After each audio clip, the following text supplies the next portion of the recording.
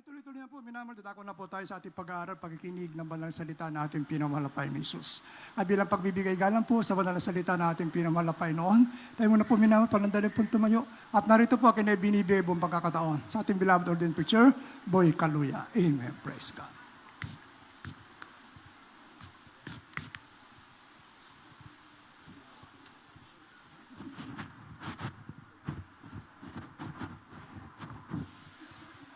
Amen. Praise the Lord. Lahat po tayo magsabing, Praise the Lord. Purihin po ang ating pinakamamahal na Panginoon. God bless you sa ating beloved preacher, beloved Orlando. Magandang hapon po sa inyo, mamaya na mahal. Minsan pa tayo po manalangin muna bago tayo makapakinig ng mga banal na salita ng ating pinakamamahal na Panginoon. Tayo po manalangin, mga minamahal. Dakila't mapagpala po naming Ama, Diyos na makapangyarihan sa lahat. Sa pangalan ng aming pinakamamahal na Panginoong Kristo kami pinagpupuri. Nagpapasalamat po kami sa gintong pagkakataon muli na pinagkaloob mo sa amin sa araw na ito. Binigyan mo kami ng dakilang pribilehiyo na amin pong sama-sama ka namin mapapurihan. Mapasalamatan ka, mahal na Panginoon. Salamat po sa araw na ito. Muli namin naiandog ang aming pong katawan upang ikaw aming luwalatiin. Pasalamatan, malapan sa pamagitan ng aming paglilingkod, sa pamagitan ng aming pagsamba, mahal na Panginoon. Salamat po sa pagkilos mo sa aming kalagitnaan. Ito yung nagpapatunay ng aming mga panalangin, ang aming pagsamba ay tinatanggap mo, mahal na Panginoon, at nakaabot sa iyong kalulatian sa kalangitan, mahal na Panginoon. At idinadalangin po namin na pagpalain mo po ang uling bahagi ng banal na gawain ng mga salita mo, mapapakinggan po namin. Patuloy po kayong mangusap sa bawat isa sa amin, mahal na Panginoon. Sa pamagitan ng mga salita mo, patuloy mo kaming linisin, mahal na Panginoon. Kami po'y gawin mong karapat-dapat, mahal na Panginoon, hanggang sa pagbabalik mo, mahal na Panginoon, sa pamagitan ng paglilinis ng mga salita, mahal na Panginoon. At aming sinasaway lahat ng gawa ng kalaban, demons of unbelief and doubts, demons of hindrances. We bind the power of darkness in Jesus' name. Hallelujah! Hallelujah! Praise the Lord. Isa malakas na palakpak muna maminamahal sa ating pinakamamahal na Panginoon.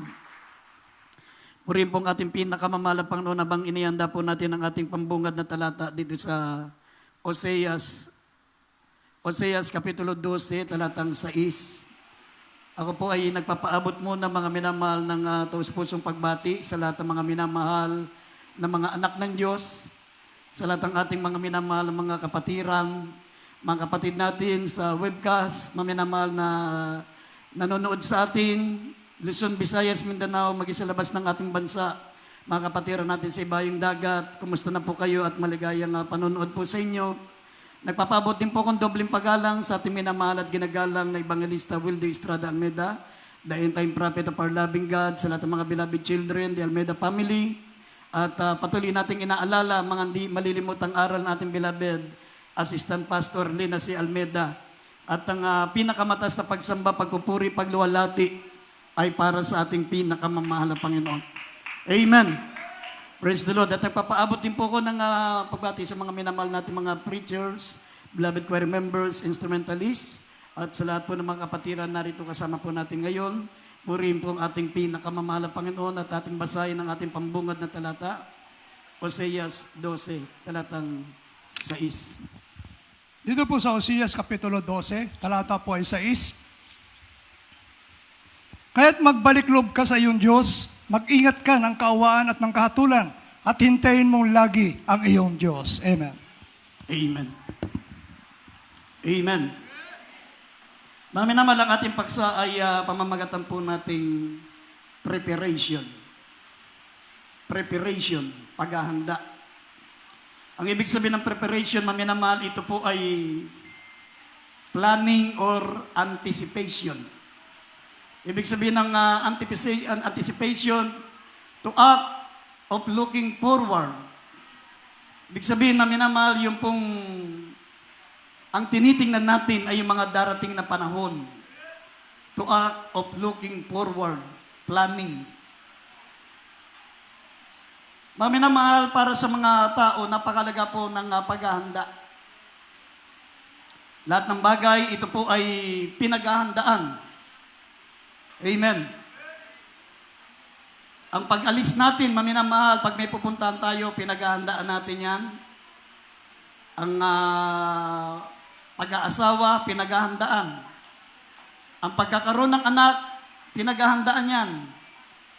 maging sa mga pagsali, sa mga paligsahan, sa mga competition, ito'y pinaghahandaan.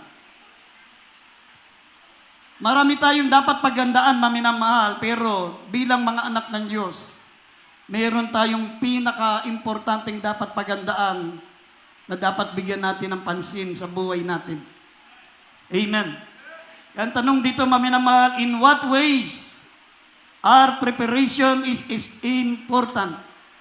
In what ways our preparation is important? Ano yung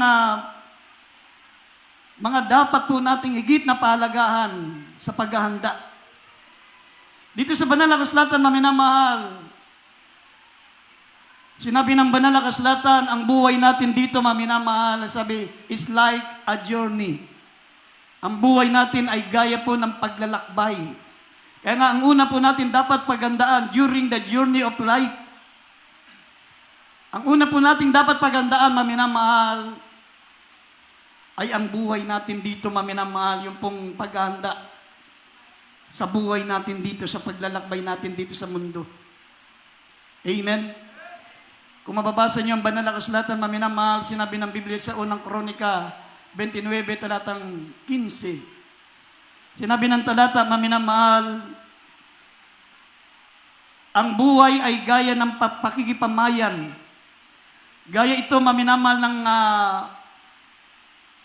paglalakbay o pakikipamayan. Sabi rito sa unang Kronika 29, talatang 15.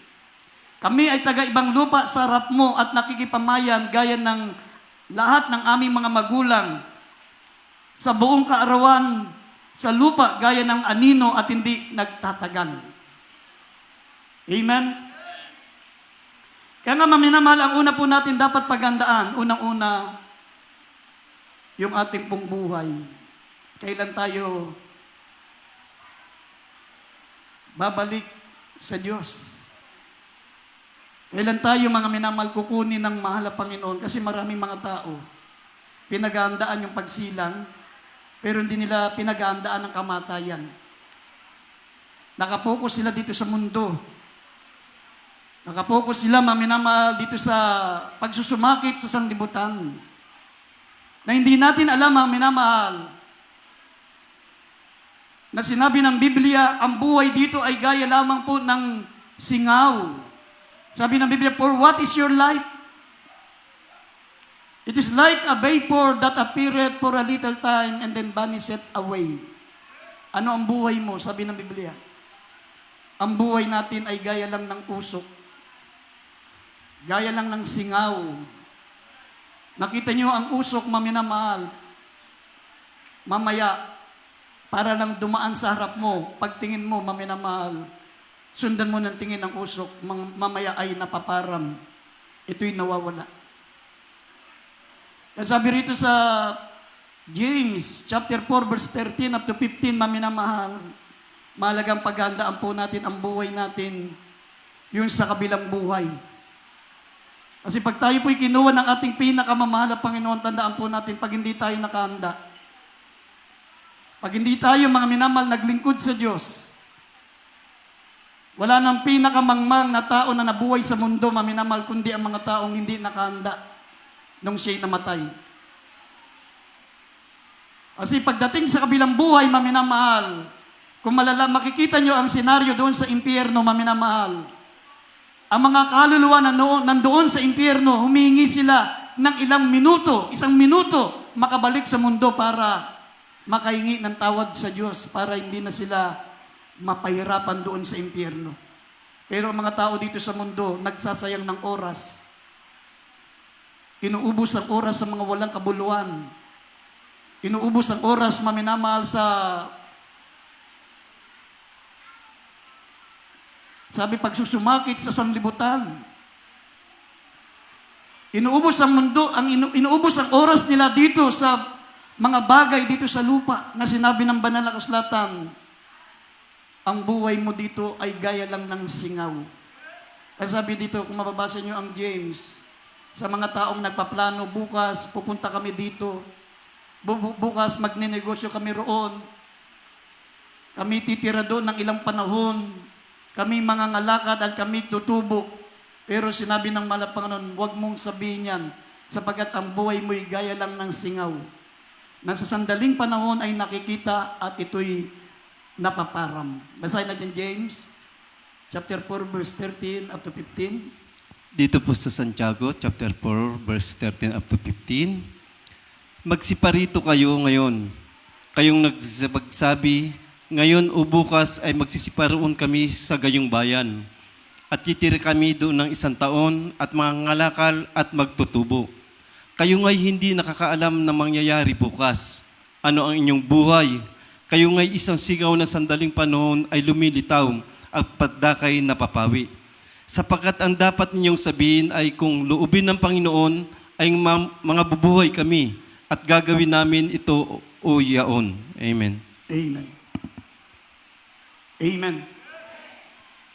Ay ibig sabihin, maminamahal, wag nating priority ang pagnenegosyo, ang pangangalakal. Wag nating gawing priority, maminamahal, yung paglalakbay. Wag nating gawing priority yung pagsusumakit dito sa mundo. Sabi ng Biblia, for what is your life? It is like a vapor that appeareth for a little time and then vanisheth away. Maraming mga namatay ngayon, maminamahal, maraming plano sa buhay yan. Lahat ng mga namatay sa COVID, daan-daang libo, maminamahal, maraming plano sa buhay yan. Ha? Marami silang mga gustong gawin, pero hindi na nila nagawa kasi nagkamali sila. Amen? Hindi nila inisip na kalang buhay ay katulad lang ng usok. Ang buhay nila ay gaya lang ng singaw, gaya lamang ng bula. Nasabi, that appeareth for a little time and then vanisheth away. Ay hindi ka pwedeng magmalaki sa Diyos, maminamahal. Ano man ang kalagayan mo ngayon, sino ka man, mga minamahal, sabi ng Biblia, darating ang araw, mawawala ka, magiging kwento ka na lang. Magiging kasaysayan ka na lang.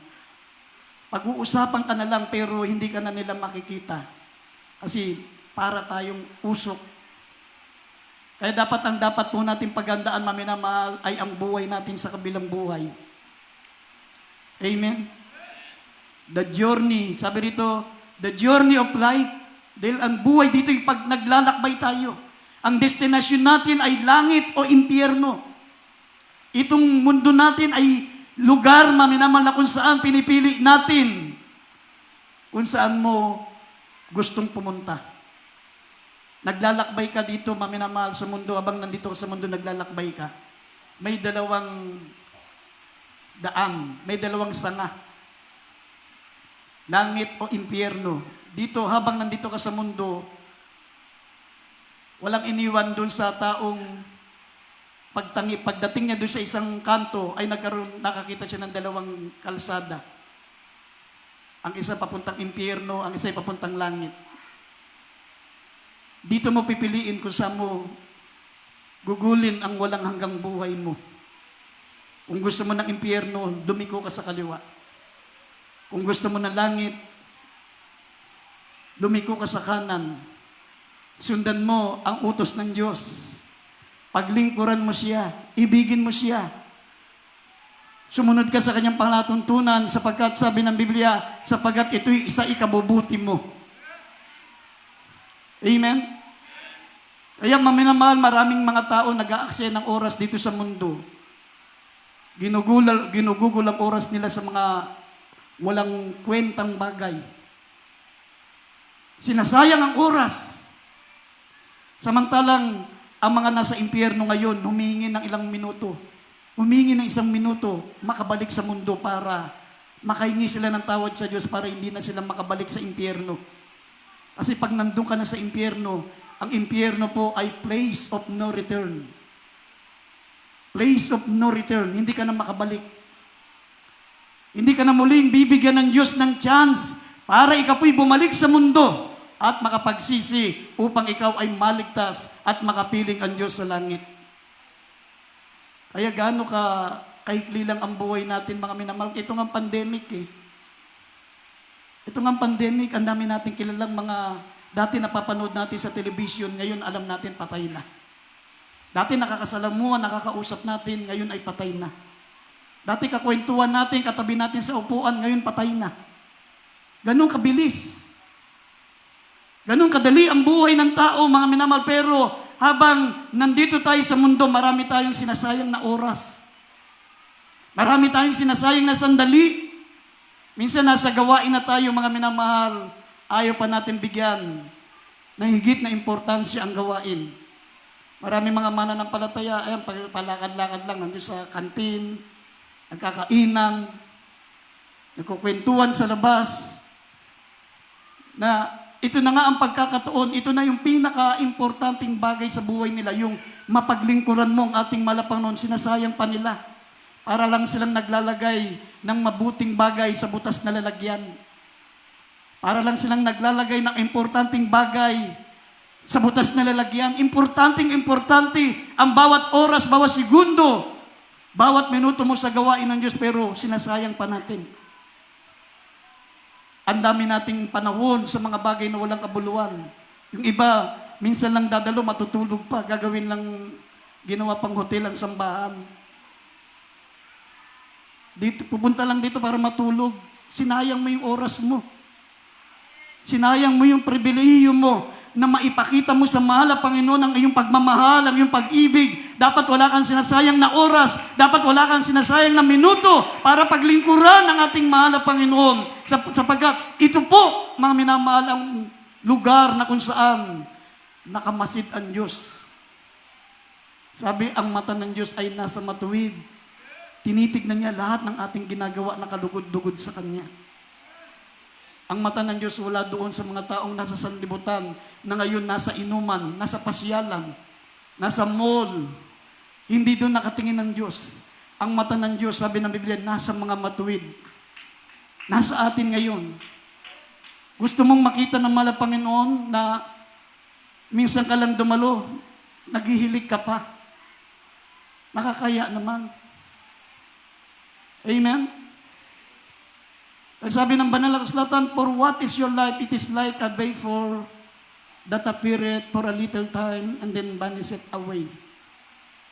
Lahat ng ginagawa natin, tandaan po natin, sabi ng Biblia, dapat sabi mo kung kalooban ng Diyos kasi hindi mo alam kung bukas kukunin ka na ng mahal na Panginoon. Dapat paghandaan mong buhay mo. Dito sa Biblia, paano mo paghandaan ang buhay mo, mami na mahal? Basahin po natin dito sa Isaiah 38, verse 1 up to 3. Ito po ang importante, mga minamahal, habang nabubuhay po tayo. Ito yung tamang paghahanda sa paglalakbay. Paglalakbay natin dito sa mundo. Basahin po natin. Isaiah 38. Dito po sa Isaiah, Kapitulo 38, talatang 1 hanggang 3. Nang mga araw na yaon, ay may sakit na ikamamatay si Ezekias. At si Isaias na propita, na anak ni Amos, ay naparoon sa kanya at nagsabi sa kanya, ganito ang sabi ng Panginoon, ayusin mo ang iyong sambahayan sapagkat ikaw ay mamamatay at hindi mabubuhay.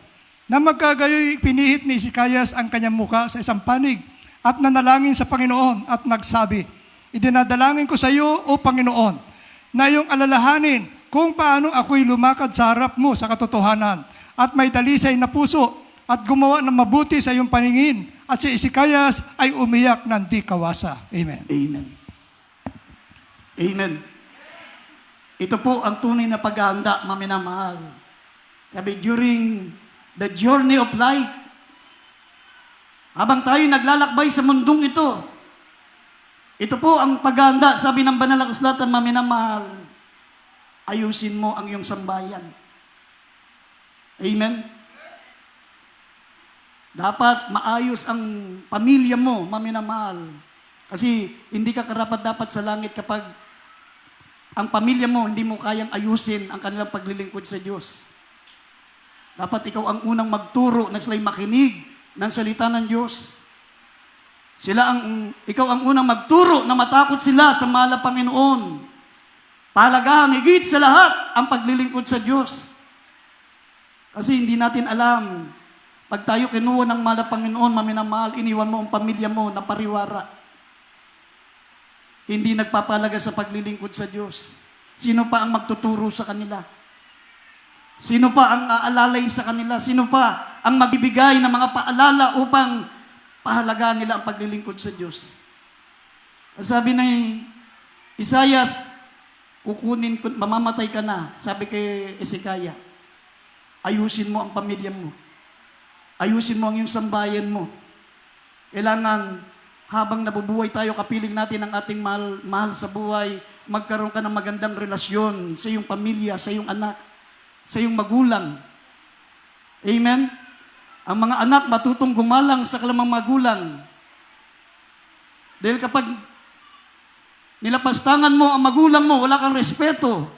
Sabi ng Mateo 15, talatang 4, hindi ka makapasok sa langit, karapat-dapat kang sa kamatayan. Impyerno ka, hindi ka marunong magrespeto sa magulang mo. Nakaangat ka lang sa buhay. Pinagpala ka lang, pero tandaan mo, may mga taong nasa likod mo na kaya nakamtan mo ang bagay na ano ka man ngayon, yan ay dahil sa iyong pamilya, sa iyong magulang, o sa iyong mga mahal sa buhay. Kaya nga kung gusto mo maging handa, dapat maayos ang relasyon mo sa pamilya mo. Amen? Dapat naihanda mo sila sa paglilingkod sa Diyos. At ang sabi rito, maminamahal, nung malaman ni Hezekiah na siya ay mamamatay na, maminamahal sabi, ipinihit niya ang kanyang mukha sa panig at nanalangin sa Panginoon. Ipinaalala niya sa mahal na Panginoon, maminamahal, ang kanyang paglilingkod. Yung once upon a time, napakainit niyang maglingkod sa Diyos. Ipinaalala niya sa mahal na Panginoon ang kanyang katapatan sa Diyos. Ang sabi niya, at siya ay nagsabi, idinadalangin ko sa iyo, O Panginoon. Alalahanin mo kung paano ako'y lumakad sa harap mo sa katotohanan na may dalisay na puso, gumawa ng mabuti sa iyong paningin, at siya'y umiyak. Umiyak siya ng umiyak ng hindi kawasa. Amen. Ibig sabihin, lahat pala ng ginagawa natin sa ating pinakamamahal na Panginoon, mga minamahal, yan po ang pwede nating ipresenta sa Diyos pagdating ng araw. Yung ating pagdalo sa gawain, yung ating paglakad sa kalooban ng Diyos, yung tayo po ay sumusunod sa kalooban ng Diyos, mainit na naglilingkod, lumakad na may dalisay na puso. Paano kung sinabi ng mahal na Panginoon, kukunin ko na ang buhay mo, bukas mamamatay ka na. Anong sasabihin mong mabuting gawa? Anong sasabihin mo sa Diyos? Panginoon, alalahanin mo nung ako'y panahuna sa gawain, di ba natutulog ako? Panginoon, alalahanin mo nung ako'y nasa gawain, nandun ako sa kantin. Kain ang kain. Panginoon, alalahanin mo nung ako'y nasa gawain mo. Kwentuhan lang kami ng kwentuhan. Alam ng Diyos yun. Dapat ang ipaalala mo sa Panginoon kung gaano ka lumakad na may dalisay na puso. Sinsirong magpaglilingkod. Amen? Sabi may dalisay na puso, lumakad sa kalooban ng Diyos, at sabi, umiyak siya ng di kawasa. Lahat ng mga iniiyak natin sa gawain ng Diyos. Sabi nga, lagi nating napapakinggan dito, inilalagay ng Diyos sa botelya ang ating mga iyak, ang ating mga luha. Ito'y nagiging remembrance sa Diyos. Amen? Paano maminamal kung hindi luha ang pumatak sa atin sa panahon ng gawain, kundi nakatulog tayo, tumulo pa yung laway. Hindi naman pwedeng sabihin mo yun, alalahanin mong tumulo laway ko noon, Panginoon.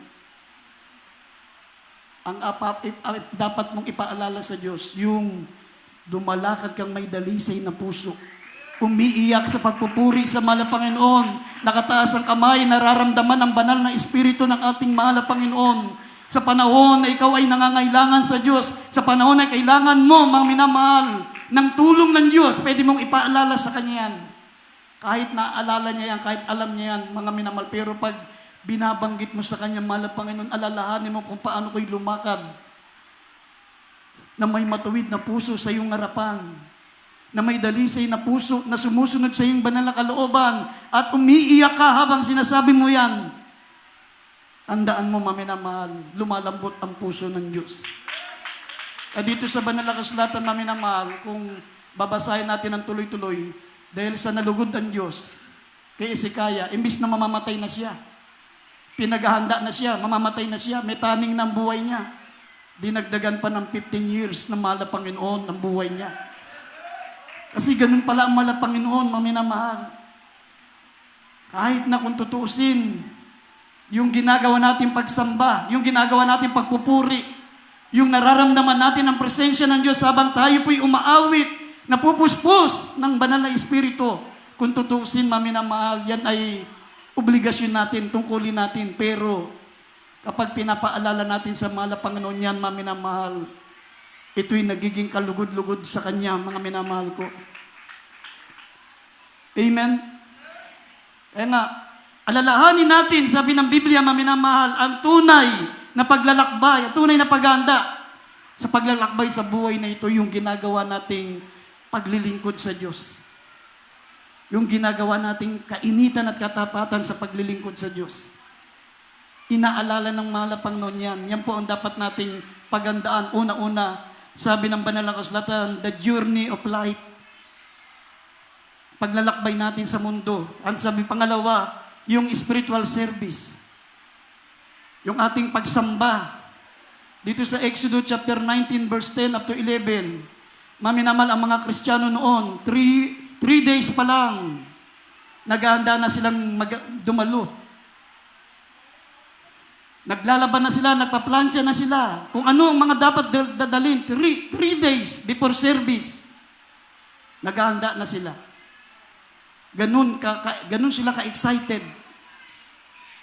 Ipinakikita nila na excited sila sa mahal na Panginoon. Yun ang gusto ng Diyos. Yung kapag ikaw ay maglilingkod, kapag ikaw ay dadalo, excited ka. Amen? Tignan niyo sa Exodus chapter 19 verse 10 up to 11, ang mga Kristiyano noon. 3 days pa lang naghahanda na. Ibig sabihin, kung 3 days pa lang naghahanda na sila, Huwebes pa lang, preparado na sila. Hinahanda na nila yung kanilang gagamitin, yung kanilang isusuot. Basahin natin dito, mamaya na mahal. Dito po sa Exodus chapter 19 verse 10 to 11. At sinabi ng Panginoon kay Moises, pumaroong ka sa bayan at papagbanalin mo sila ngayon at bukas at labahan nila ang kanilang mga damit. At humanda ka sa 3 araw, sapagkat sa 3 araw ay bababa ang Panginoon sa panginin ng buong bayan sa ibabaw ng bundok ng Sinai. Amen. Amen. Amen. Sinabi rito, maminamahal, 3 araw pa lang before service. Sabi, bukas ay harap sila. Sabi, sa 3 araw ay humanda ka. Sapagkat sa 3 araw ay bababa ang Panginoon sa paningin ng buong bayan sa ibabaw ng bundok ng Sinai. Ibig sabihin, 3 days pa lang, handa na sila, naghahanda na sila. Laban nyo ang inyong mga suot. Wala pang plancha noon, hindi pa sila nagpa-plancha noon. Inihanda na nila yung kanilang gagamitin, yung kanilang kasuotan. Ang mga Kristiyano ngayon, maminamahal, paggawain, doon palang naalala, naku, linggo pala ngayon, doon palang magpa-plancha. Minsan hindi pa nila maalala, maminamahal, na gawain pala kung di nakakita ng choir member na naka-uniforme papunta sa gawin. Naku, linggo pala, choir member yun. Ha? Bakit? Kasi nga, hindi sila excited. Amen? Hindi sila excited sa paglilingkod sa Diyos. Alam niyo, pag excited ka, mga minamahal, gaya ng mga Israelita noon, tatlong araw bago dumating ang pagsamba, naglalaban na sila ng damit. Naghahanda na sila ng isusuot. Para hindi sila makalimot sa mahal na Panginoon. Dahil sabi ng Biblia, huwag niyong kaliligtaan, huwag niyong pababayaan ang ating pagkakatipon. Ganitong namamalas niyo na malapit na ang araw. Sapagkat kung ating sinasadya, ibig sabihin kung sinasadya lang kung ating sinasadya ang ating banal na pagkakatipon, sabi, ay sinasadya natin ang magkasala at wala nang haing natitira pa patungkol sa kasalanan. Hebrews 10:25 and 26. Basahin natin. Dito po sa Hebrew Kapitulo 10, talatang 25 hanggang 26. Na huwag natin pabayaan ang ating pagkakatipon na gaya ng ugali ng iba, kundi mag-aralan sa isa't isa at lalo na kung inyong namamalas na lalapit na ang araw. Sapagkat kung ating sinasadya ang pagkakasala, pagkatapos natin matanggap ang pagkakilala sa katotohanan, ay wala nang haing natitira pa tungkol sa mga kasalanan. Amen. Amen. Amen. Hindi nagbabago yan, mami na mahal. Hindi nagbabago yung talatang yan. 2,000 years ago pa yan. Pero maging sa kapanahunan natin, dapat mas lalo po tayong mag-ibigay ng importansya sapagkat sabi ng Biblia, mas malapit ang kaligtasan sa panahon natin ngayon kaysa nung unang sumampalataya tayo. Kaysa nung sumampalataya tayo nung una. Sabi rito, huwag kaliligtaan, huwag niyong pabayaan ang ating pagkakatipon gaya ng ugali ng iba, kundi mangag-aralan sa isa't isa, lalo na inyong namamalas na nalalapit na ang araw. Sapagkat kung ating sinasadya ang pagkakasala pagkatapos na ating matanggap ang pagkakilala sa katotohanan, ay wala na ngaing natitira pa tungkol sa mga kasalanan. Ibig sabihin dyan, mami na mahal, pag lumibang ka na walang dahilan, sinasadya mo, walang dahilan. Kasi sabi nga sa Bible, in every rule, there is an exemption. Sa bawat utos ng Diyos, may mga pwede kang magdahilan, merong mga exemption. Halimbawa, hindi ka nakadalo, masama ang pakiramdam mo. Pwede siguro yun. Amen? Okay, malayo ang bahay nyo. Walang sasakyan. Walang bumabiyahe. Maminamal, kailangan mo maglakbay ng ilang araw bago ka makarating sa gawain. Accepted yun. Pero kung may masasakyan naman, meron namang maganda naman ang katawan mo. Pero kung ang dahilan mo lang, negosyo, hindi mo maiwanan, hindi po acceptable yan. Sabi ng Biblia, but seek ye first the kingdom of God and His righteousness, and all these things shall be added unto you. Dapat habang pinagpapala ka ng Diyos, gagantihan mo siya. Susuklian mo ng mainit at matapat na paglilingkod. Tignan niyo yung ating malapastor, sekreto ng malapastor, bakit lalo siyang napalapit sa Diyos. Nung nag-worker ako, nagsimula kami, 2 oras lang ang prayer namin. Ang blessing namin, 5 pesos. Nung pinagpala ang church, mami na mahal, lumaki na lumaki yung nagbibigay dahil maraming gumaling. Nagpapasalamat sa Diyos. Lumaki ang income ng church. Nadagdagan yung blessing namin, naging yung 5 pesos, naging tig sa 70. Yung mga ordained preacher, 100. Sabi ng malapastor, pinagpala tayo ng Panginoon. Dagdagan natin yung pagpupuri. Gawin nating 8 oras. Naging 8 oras. Nung pinagpala, mami na mahal, may mga nakabili tayo ng mga sasakyan ang church. Sabi ng malapastor, kulang pa yun. Dagdagan pa natin yung prayer natin. Habang pinagpapala tayo, dagdagan natin ang pagpupuri natin, ang paglilingkod natin sa Diyos. Kaya minsan, mami na mahal, binabawi ng Diyos yung blessing natin kasi imbis na pagpalain tayo ng Panginoon, imbis na pinagpala ka ng Diyos at magpakainit ka lalong maglingkod sa Diyos, yung blessing nagiging silo. Sabi ng Lucas 21, talatang 34 hanggang 36, Mangag-ingat kayo sa katakawan at sa pagsusumakit sa sanlibutan ito, sapagkat baka ito'y maging silo. Ang pagpapala, hindi yan dalawa ang magiging resulta niyan. Maminamal, pwedeng maging silo o pwedeng maging lalo kang magpakainit maglingkod sa Diyos. Amen? Para hindi maging silo ang blessing, magpakainit ka lalo, dagdagan mo lalo ang mainit na paglilingkod mo sa Diyos. Para tuloy-tuloy ang blessing. Sabi, hahabulin ka ng pagpapala. Sabi ng Leviticus 26, hahabulin ka ng pagpapala, aabutan ka, lalagpasan ka. Ang sabi, hindi pa nauubos ang pagpapala mo, may dumarating pa. Hindi pa naubos ang blessing mo, hindi pa naubos ang sweldo mo, tumatanggap ka na naman ng mga pagpapala. Pero pag naging silo sa iyo ang pagpapala, mami na mahal, darating ang araw, mababaong ka sa utang. Malulugmok ka sa utang. At lalong yung pagpapala, lalong mawawala sa iyo. Kasi magiging silo sa iyo yan. Nasa Lucas 21:34. Magiging silo sa iyo yan.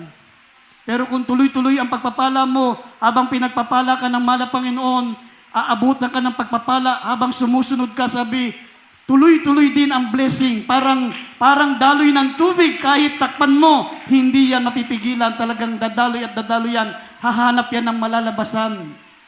Ganun ang tubig. Tignan nyo, basahin natin yung Leviticus 26. Talatang 3 hanggang 6, sabi rito, kapag sumunod tayo sa kalooban ng Diyos habang pinagpapala, lalo po tayong dadaluyan ng pagpapala. Ay, idagdag po natin, Leviticus 26, 3 hanggang 6. Dito po sa Leviticus chapter 26 verse 3 up to 6, sabi po, kung lalakad kayo ng ayon sa aking mga palatuntunan at iingatan ninyo ang aking mga utos at inyong tutuparin, ay maglalagpak nga ako ng ulan sa kapanahunan at ang lupain ay pakikinabangan at ang mga kahoy sa parang ay magbubunga.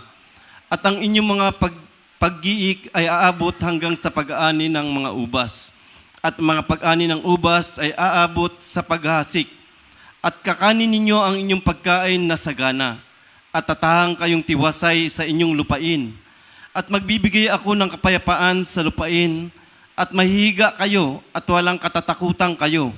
At aking papawiin sa lupain ang mababangis na hayop. Hindi dadaanan ang inyong lupain sa tabak. Amen. Amen. Amen. Kaya nakuha ng ating beloved pastor, maminamal ang sekreto ng Diyos. Amen. Kaya tuloy-tuloy ang pagpapala ng mahal na Panginoon sa ministeryo natin. Sa ministeryo ng Jesus Miracle Crusade. Hindi lang material na pagpapala, pagpapalang material, physical, higit sa lahat, spiritual na pagpapala. Kasi ganun ang gusto ng mahal na Panginoon. Kasi pag pinagpala ka, lalo ka nagkulang. Sabi ng Lucas 21:34, naging bitag sa iyo yan. Naging pain ng diablo. Naging silo. Kaya hindi pakisingit natin. Lucas 21:34. Lucas 21:34. Magiging silo yan. Dito po sa Lucas Kapitulo 21, ang talata po ay 34. Dapat mag-ingat kayo sa inyong sarili. Baka mga lugbok ang inyong mga puso sa katakawan at sa kalasingan at sa mga pagsusumakit ukol sa buhay na ito. At dumating na bigla sa inyo ang araw na yaon na gaya ng silo. Amen. Amen. Amen. Kaya dapat marunong tayong mag-discern. Marunong tayong mga minamahal kumilatis ng mga pagpapala. Amen? Kung mayroong mga dumarating na opportunities, dumarating na mga pagpapala, mga pagkakataon na ikaw ay kikita, ikaw ay pagpapalain materially, dapat marunong kang kumilatis. Dapat yung makapaglilingkod ka sa Diyos. Yung tuloy-tuloy kang makakapagpatuloy na maglilingkod sa mahal na Panginoon. Kasi habang sumusunod ka sa kalooban ng Diyos, lalo kang pagpapalain ng pagpapalain ng pagpapalain. Walang katapusang pagpapala. Pero kapag ang pagpapala ay maging dahilan na hindi ka na makadalo, hindi ka na makapagpuri sa Diyos, hindi ka na makasamba, yun yung sinasabi ng baka ito'y maging silo. Silo. Amen, maging pain. Tignan mo mga minamahal doon sa Africa, pinakamagandang negosyo doon, maminamal yung panghuhuli ng unggoy. Napakahirap huli ng unggoy, umakit sa mga matataas na na puno. Anong ginagawa nila? Bubutasan nila mga minamahal yung puno.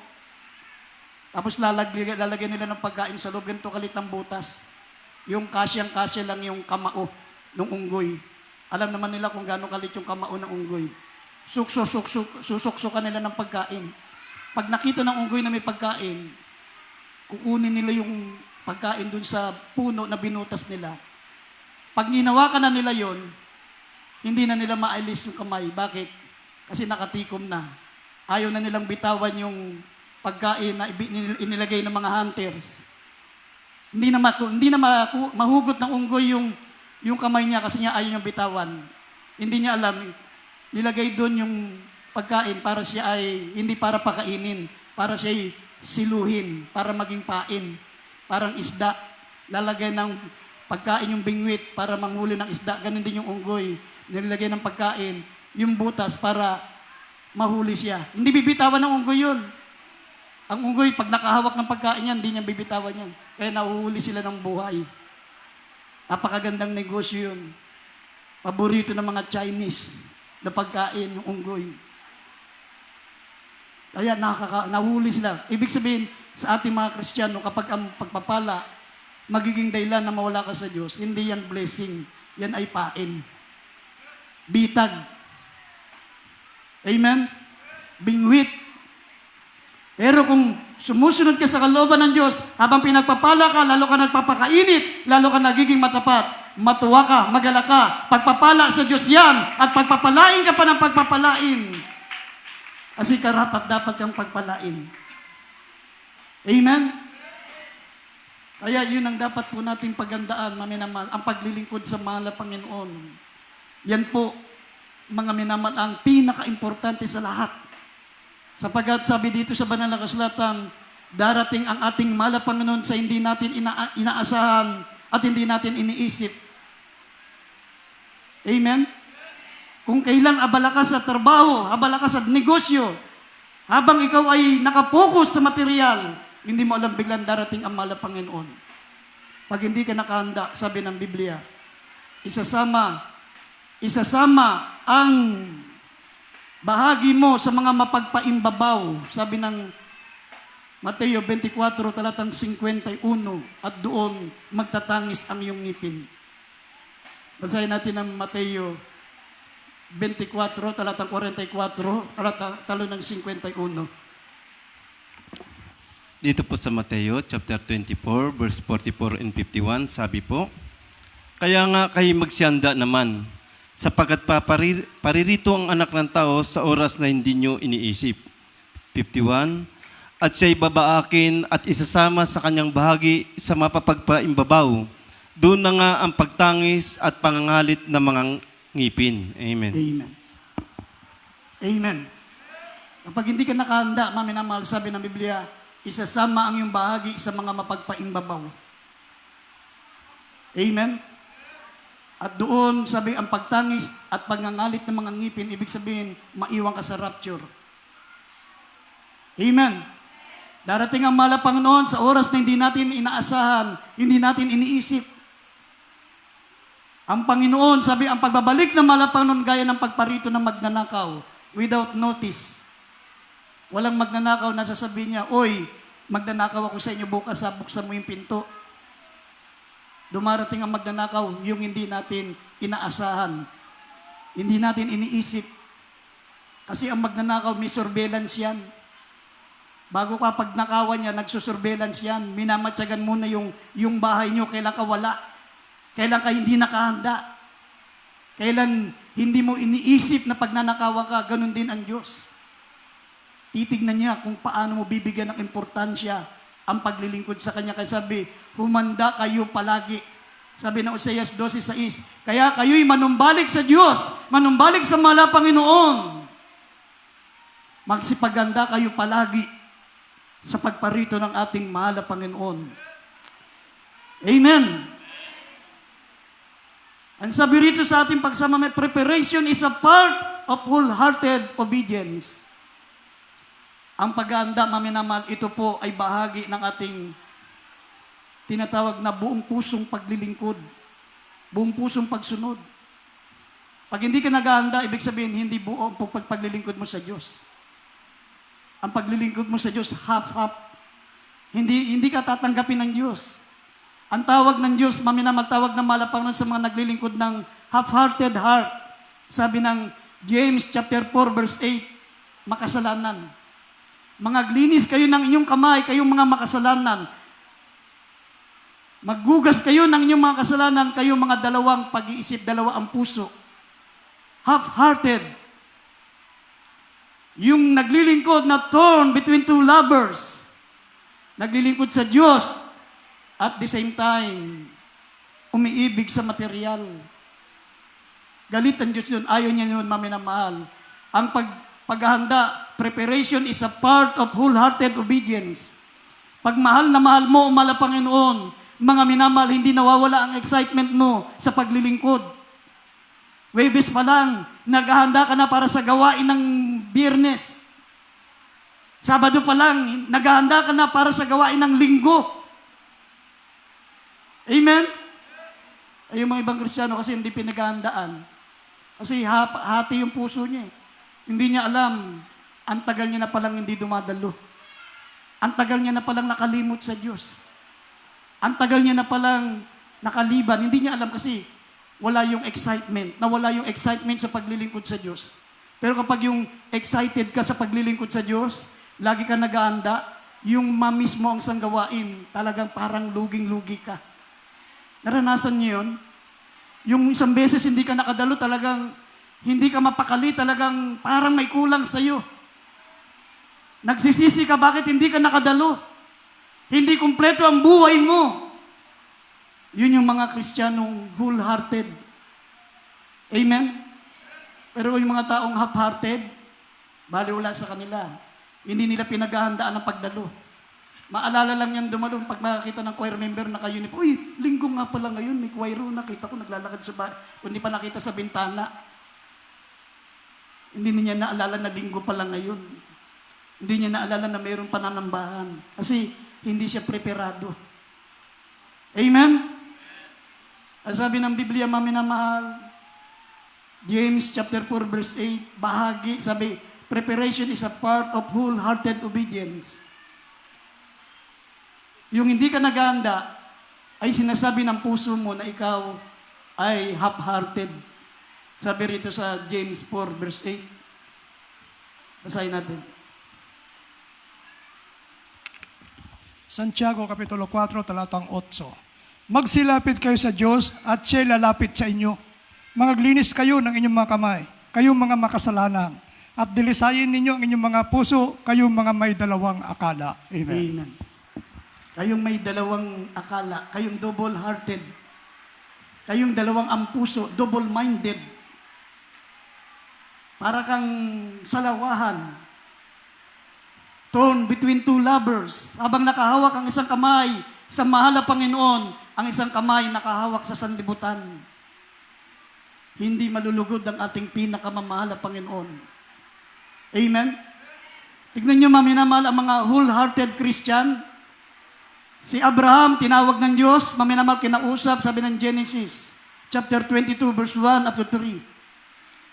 Sinabi ng Diyos sa kanya, Abraham, pumunta ka sa dako na sasabihin ko sa iyo, at ikaw ay sasamba doon, at ialay mo sa akin si Isaac. Sasamba na siya, iaalay niya pa si Isaac. Totoo po ang sinabi ng Banal na Kasulatan, preparation is a part of wholehearted obedience. Hindi siya nagdalawang isip. Anong ginawa niya, maminamahal? Madaling araw pa lang, umagang-umaga, bago sumikat ang araw, sabi rito, nagising na si Abraham para humanda, para sumamba. Amen?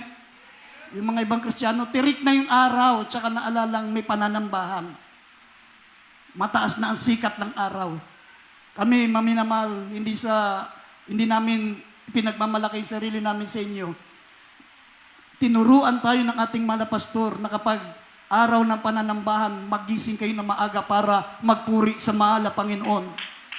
Kalimutan niyo muna, hindi pa kami nagmumumog, hindi pa kami nagtututbrush, hindi pa kami nagilamos. Kinakailangan na namin maganda para magpuri muna sa mahal na Panginoon kasi may gawain mamaya. Amen? Ganun ang gusto ng mahal na Panginoon, mga minamahal. Kaya yung mga Kristiyanong wholehearted Christian, yung ibang mga outstation natin pag Sabado, puno ang pastoral house. Puno. Kasi ayaw na nilang umuwi. Gusto nilang mag-join ng prayer na madaling araw. Ayaw nilang maglalakbay pa sila. Mga minamahal, galing sa bahay patungo sa pastoral. Gusto nila nandun na sila sa pastoral para pagpuri ng madaling araw, nagpupuri na sila sa mahal na Panginoon. Dito ko lang nakita yata, minsan lang ang mga Kristiyano, makakasama mo magpuri na madaling araw. Minsan lang, once in a blue moon. Pero sa ibang outstation, regular yan. Sa ibang mga outstation na napuntahan ko, mga minamahal, halos wala kami mapwestuhan sa pressing area. Nauna pa sa amin ng mga ordinary Christian, umiiyak na nagpupuri, madaling araw pa lang.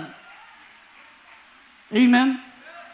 Dito, kung ilang kami, ganun din ang mga nagpupuri sa mahal na Panginoon.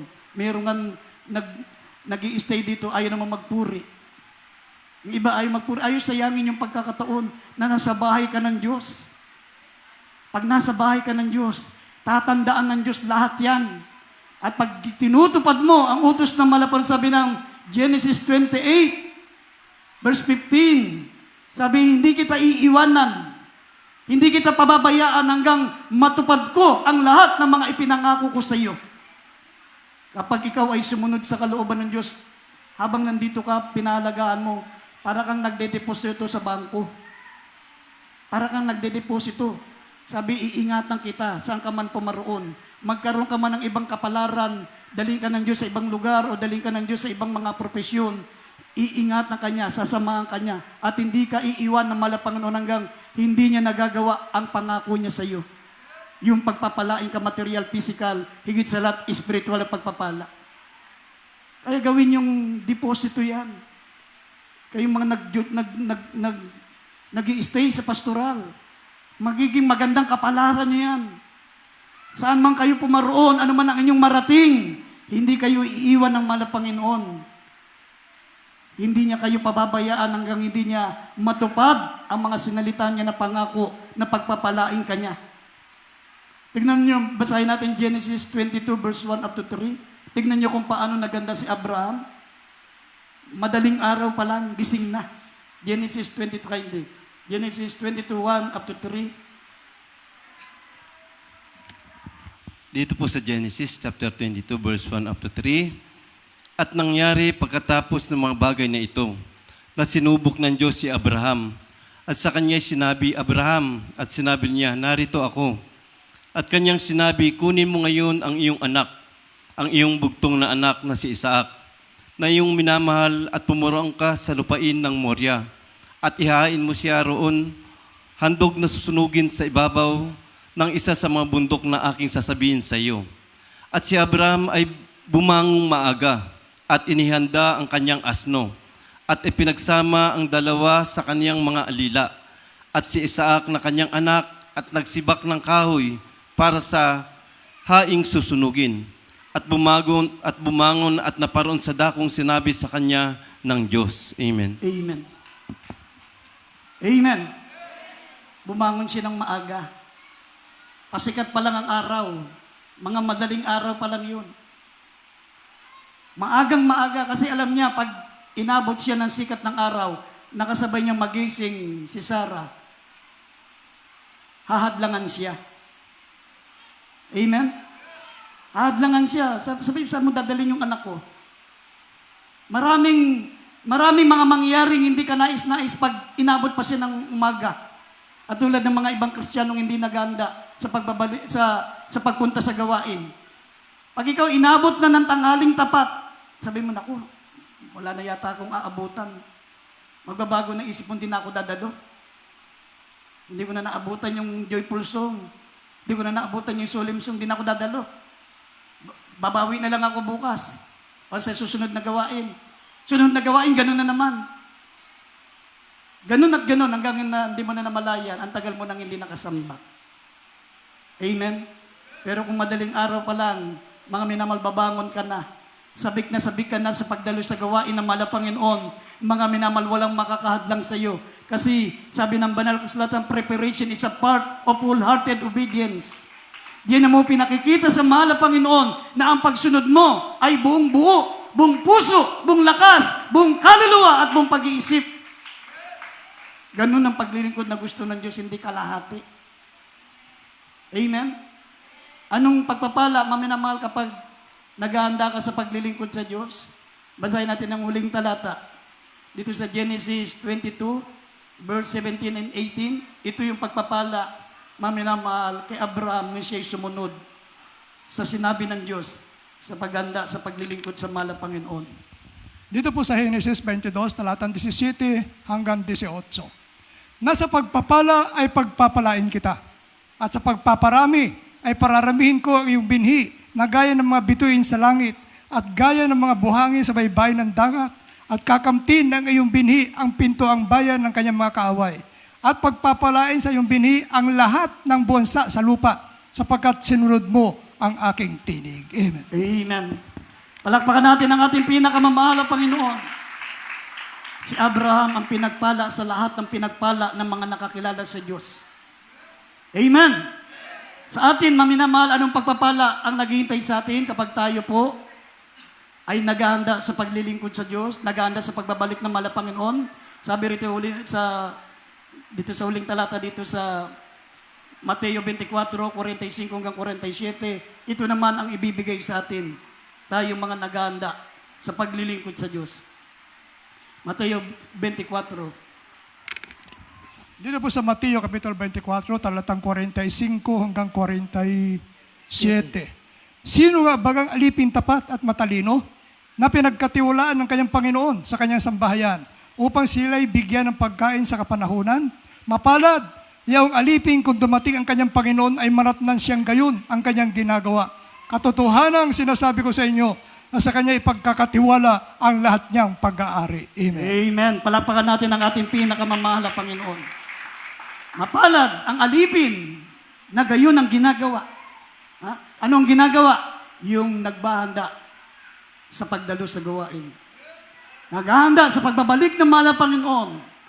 Naghahanda, maminamal sa buhay niya, doon sa kabilang buhay, sa piling ng Diyos. Sabi, pag dumating ang mahal na Panginoon, ipagkakatiwala sa Kanya lahat ng Kanyang pag-aari. At sabi ng Biblia, magsilundag kayo sa tuwa sapagkat napakalaki ng gantimpala niyo sa langit. Ipagkakatiwala sa atin ng Diyos lahat ng pag-aari niya. Amen. Everybody say, praise the Lord. Tayo tumayo, maminamahal, at tumawi tayo sa ating pinakamamahal na Panginoon.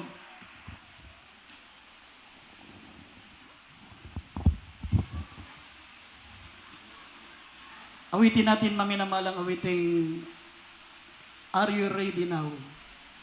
Tandaan po natin, maminamahal, isa sa pagkakatipon natin, isa sa araw ng ating pagbanal na pagkakatipon, babalik ang ating pinakamamahal na Panginoon. At hindi na mauulit.